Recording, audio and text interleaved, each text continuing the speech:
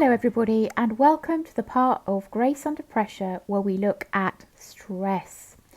My name is Heather Beach and I am the founder of the Healthy Work Company. I'm also a single mum to Rosie, who's 14. I'm the former director of a large corporate and I am a positive psychologist, which means I look at the science of how human beings thrive in life. So today we're going to be talking about stress, what it is, why prolonged stress is actually bad for us, and how we can manage it in our lives, because it's impossible to get through our lives without incurring a little bit of stress, isn't it? So first of all, we look at, is stress good for us? Generally at this point we hear a little bit is, but actually psychiatrists, workplace psychologists, behavioural specialists agree that stress is actually bad for us. Pressure and challenge is useful and it does get us motivated. This is quite an old curve, but it's very relevant still today. It looks at the fact that we need a certain amount of pressure and challenge to get us motivated and interested. And where you really want to be is at the top of that curve. So where we've got just the right number of plates to spin for us. We are doing something which is within our strengths. We know we can do it, but it's got some challenge involved. We're supported to do it. But quite often we can end up with just that too many plates to spin, just that too much work over too extended a period, or we're dealing with something which is really difficult and we don't have the appropriate support to get it done. And then we can end up with impaired performance. We can deal with that perhaps for a little while, but if we don't take some rest, or we don't actually get a pedal back a little way and perhaps delegate, or perhaps look at doing things in a different way, we will end up potentially suffering with burnout, with stress, with anxiety. It's interesting that it's our thoughts about the stressor, not the stressor itself. So this is somebody called Lazarus that came up with this theory, and he says that we appraise a situation and ask ourselves, first of all, this all happens in milliseconds, by the way, we won't be aware that we're doing this is our brains that are automatically doing it. Is the situation threatening, harmful or challenging, and can I cope with it? So for me, looking at my tax return is always an example of where that thing, the stressor, the tax return, gives me thoughts that I can't do this, I won't be able to find the right paperwork, I won't be able to add it up right, I won't have enough money to pay the tax bill. So for you, it may well be something different. But what's interesting is our ability to cope with that stressor will be impacted by many things, including our sense of security. Has somebody just told us that we were useless, or do we feel useless that day? Do we have the right support around us? Do we have enough money at the moment? Do we have a good night? Have we had a good night's sleep? Have we been eating the right foods? Are we feeling overwhelmed? All of these factors will impact on our ability to cope with that particular stressor, and our thoughts about that stressor will change according to whether we feel that we can cope with that particular thing right now. The stress response system is part of our body's ability to deal with threat in the environment. So it was very important to our ancestors, for example, when they were confronted with a saber-toothed tiger. And it's useful today when, for example, we're nearly knocked down by traffic. Adrenaline and cortisol, which we've all heard of, those two stress chemicals set off reactions to intensify our focus and get our organs increasing in activity, our blood pressure, our digestive system, our lungs, our hearts, etc., to enable us to cope with that stressor in the environment. When something threatens us, we talk about our amygdala having been hijacked. That term was first used by Daniel Goleman in 1995 in his book about emotional intelligence. It's about that fright, flight or freeze impulse being activated. If you've read perhaps Professor Stephen Peter's book, The Chimp Paradox, he refers to this as our inner chimp taking over, that prehistoric set of reactions which is programmed into us. The amygdala is in fact a small gland in our limbic system which plays a big role in our emotions. It's the brain structure which actually detects stress. We also have a part of our brain called the prefrontal cortex, which helps the amygdala to see those stressful events as a little less scary or frustrating. That prefrontal cortex is the rational part of our brain, the part that effectively makes us human as opposed to animals. But when our amygdala is hijacked, the neural pathways to our prefrontal cortex can get shut down. This creates a disorientating effect. We may get tongue-tied. It may limit our ability to see other perspectives, reduce our memory function. This makes it hard to remember all the facts, including what may be good about ourselves and other people. When the amygdala is running the show, we are certainly not our best selves. We've got to find ways of regulating our nervous system and developing freer and perhaps more helpful ways of interacting. Normal stressors are those things that just make us feel that way for a short time. For example, me and my tax return, or perhaps for you, it might be talking in front of a large group of people. However, when cortisol is constantly released into our bodies over an extended period, we can find it has an undesired effect on our system. We can call this allostatic load. In the world we live in currently, our stress response system is being triggered constantly. Think, for example, about how important our jobs are to us. Not just the fact that we rely on them for our survival, for our finances, we get our self-esteem from them too, our ability to learn, our ability to connect with others. When we are, for example, having a conversation with our boss, particularly when we're under pressure already, how likely are we to have those stress hormones running the show? When stressors are always present and we constantly feel under attack, that flight or fight reaction stays turned on.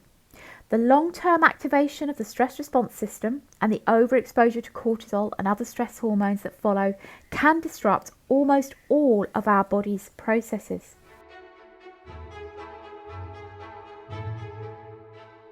Stephen Peters in The Inner Chimp recommends that when we get those uncomfortable feelings that can well up without our even having the words in place to describe them, those feelings when we get that feeling of tension or sickness in our stomach, when our jaws start to tense or we feel triggered into anger, that we find a way to re-engage our brain, perhaps by using the word change or pause or another word that feels appropriate to us.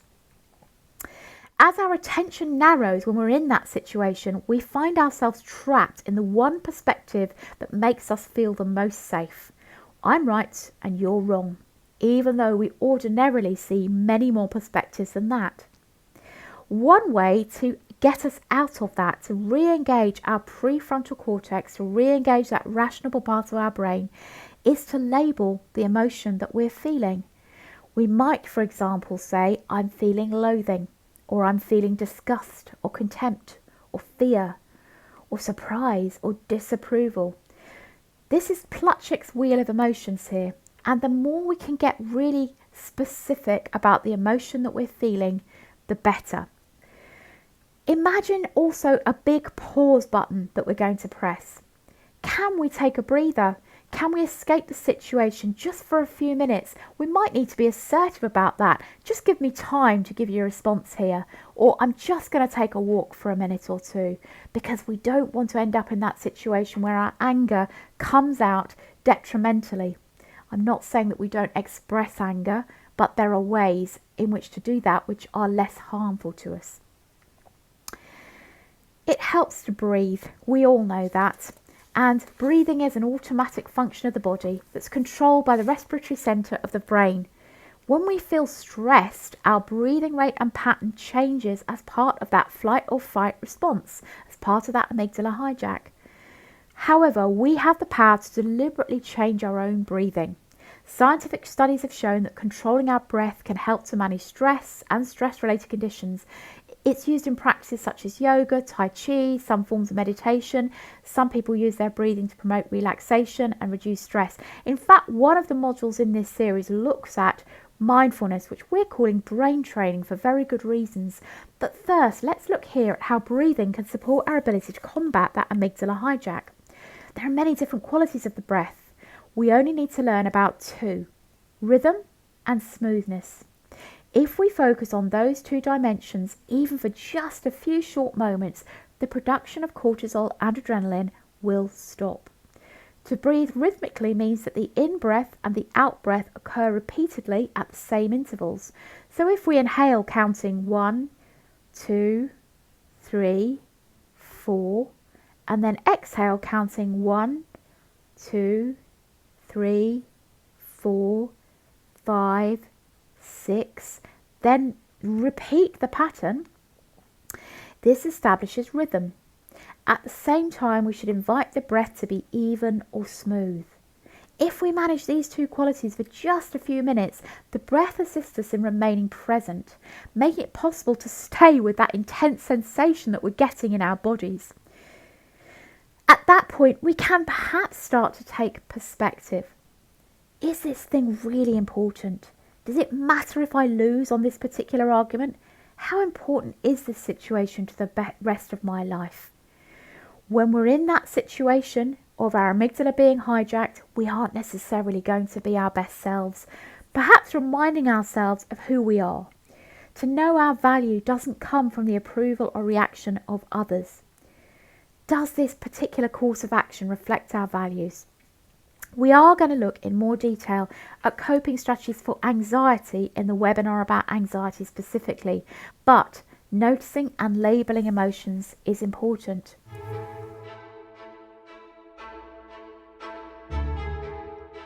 It won't surprise you to know that once again, developing self-awareness is key. We can't change what we don't notice, so the first step is becoming more aware of what we're feeling at any given moment. That means cultivating the capacity to observe our emotions rather than being run by them. Starting to use the technique employed with short-term stress, when our chimp takes over, is also something we need to look at for longer-term stress too. Simply naming our feelings gives us more distance from them, especially when they're intensely negative. It has to be said at this point that techniques like mindfulness make this considerably easier, because practicing mindfulness regularly, even if it's just for a few minutes a day, enables us to develop a space between our initial reaction and not adding fuel to the fire. We're also looking here for a pattern. Are we thinking about the same thing obsessively? Have we developed a habit instead? Most of us instinctively default to confirmation bias, which means we seek out evidence that supports our worst fears and disregard the rest. By reacting impulsively and defensively, we often make the situation worse, limiting our options and pushing others away. Are we being triggered more easily than usual? I remember a year ago when I was entering a period of a short burnout, I screamed at my daughter and her dad because her dad said he was going out to get her guinea pig number 2. A very small thing in the grand scheme of things, but for me that felt like the straw that broke the camel's back. I realised my reaction was totally out of kilter, and at that point I saw I had a problem. Are we hiding from life? Are we constantly watching TV, curled up on the sofa with a bottle of wine or a huge tub of ice cream? And then there's the physical sicknesses, which are also a sign that we are struggling with longer term stress. Are we getting the same physical problems again and again? Are we suffering from throat infections or stomach problems or unexplained aches and pains? Are we struggling to sleep, not wanting to exercise, eating foods which we know are bad for us? As I said, we are going to look in more detail at coping strategies for anxiety in the webinar about anxiety specifically, but noticing and labelling emotions is important. It is worth pointing out at this stage that if you are struggling with anxiety and you believe that your life is really being run by this problem at the moment, you perhaps should consider getting some one-to-one support or some support through your GP, but you do potentially need some one-to-one support.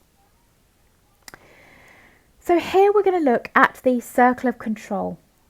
So what is the circle of control? Well, it originally came from the Stoics, and it has been enhanced here by Stephen Covey in his book, The 7 Habits of Highly Effective People. Here we look at what we can control, what we can influence, and what really we have absolutely no power over at all. This comes into our management of longer term stress. So once we've acknowledged that we have a problem, we can potentially look at solving those problems. And there we're going to look at what is in our control and what we can influence. So when we get into problem solving, we might look at time management, we might look at making lists, we might look at getting support from others. Some of our practical problem solving skills come in here. We can also look at reappraising the situation, which really, when it's out of our control, looks at taking perspective. So is this really so important? Will this matter in 6 months' time? Am I actually okay in this situation? Have I got a roof over my head? Have I got food in the fridge? What are my expectations, and can I change those expectations of what my life should look like right now? Those are the types of things that we can look at when we're looking at things which are outside of our control. It won't surprise you to know that the single best way of closing off that stress cycle is by using exercise. Physical activity, as well as releasing those happy chemicals, the endorphins, into your brain, also tells your body that you've successfully dealt with that threat, and it can calm down. Back to those days when you were escaping the saber-toothed tiger. We also need to look at things like sleep. Sleep is the unsung hero of well-being, and we're a chronically sleep-deprived society. We really need that 7 to 9 hours sleep, most of us every night. And in order to get that, we might need to think about practicing what we call good sleep hygiene, which are things like making sure we write our worries in our to-do list at the end of the day so we don't wake up in the middle of the night thinking about it. We might need to think about the time of day we do things, like when are we exercising, eating, or using our laptop? We're doing those things too late at night. Are we using regular sleep and wake up times, even at the weekends? That routine makes such a difference. Is our bedroom cool, dark, quiet? We don't work in it. Those types of things make a massive difference to our ability to control stress. Food is also really important, and again, when we look at anxiety, we're going to look at this in a lot of detail because anxiety is massively impacted by the food that we eat. We need to be thinking about gut-friendly food, which are those things which encourage those friendly bacteria, microbacteria in our gut, and our gut is called the little brain for a very good reason. There's a massively direct relationship between the two. Gut-friendly food looks like a wide range of fruit and vegetables, and if you are so inclined, fermented food like sauerkraut or kombucha or kefir, or perhaps taking probiotics. Cooking from scratch is important, and avoiding too much alcohol, caffeine and sugar, which kill off those good microbacteria in our guts. Now we look at another important aspect of closing off that stress cycle. The nervous system can be divided into two areas, the sympathetic and the parasympathetic. The sympathetic side we've been looking at here, which is our stress response system. It increases alertness, energy, blood pressure, heart rate and breathing rate. The parasympathetic side, which the vagus nerve is heavily involved in, decreases that alertness, blood pressure and heart rate, helps us to calm down, to relax and to digest. The vagus nerve effects include communication between the brain and the gut, decreasing inflammation, lowering the heart rate and blood pressure, and fear management. The importance of rest and relaxation and the impact of self-soothing activities on the parasympathetic nervous system and on the vagus nerve cannot be underestimated. This can be doing anything that you enjoy, which isn't work. So it might be laughing with your friends, it might be demonstrating physical affection, it might be doing a hobby, or it might be something that appeals to one of your senses like taste, smell, vision or touch. All of these things help us to soothe and engage that vagus nerve, the parasympathetic nervous system. As we've discussed, there's a connection between respiration and heart rate, which is modulated by that vagus nerve. That's why things like regular yoga practice can reduce overall stress. Yoga breathing, guided breathing exercises, they calm your heart rate down and they lower your blood pressure. That's because fast breathing makes your body think you're running from those predators. That sets off your body's alarm bells and activates a stress response. Here's one technique, box breathing. Inhale for a count of 4. Let's try it now. 1, 2, 3, 4. Hold for a count of 4. 1, 2, 3, 4. Exhale for a count of 4. 1, 2, 3, 4. And wait for a count of 4. 1, 2, 3, 4. You may need to repeat that until your hands are back on the controls. The first couple of times, trace your finger in a square pattern in the air as you count. It'll help remember how to do it when you're frazzled. The slow expansion of your lungs signals to your heart to slow down, which sends a feeling of calm throughout your entire nervous system. Your vagus nerve connects all of the signaling and releases a calming chemical which you can give yourself a shot of in the arm at any time by doing these relaxation techniques. So today we've discussed what stress is, how our brains produce chemicals which help keep us safe, how to deal with immediate stressors, why long-term stress is bad for us, how we can manage stress through problem solving, reappraising, exercise, food, sleep, relaxation, breathing and yoga. I now encourage you to complete your action plan and to look at the further references which are held on your homework sheet.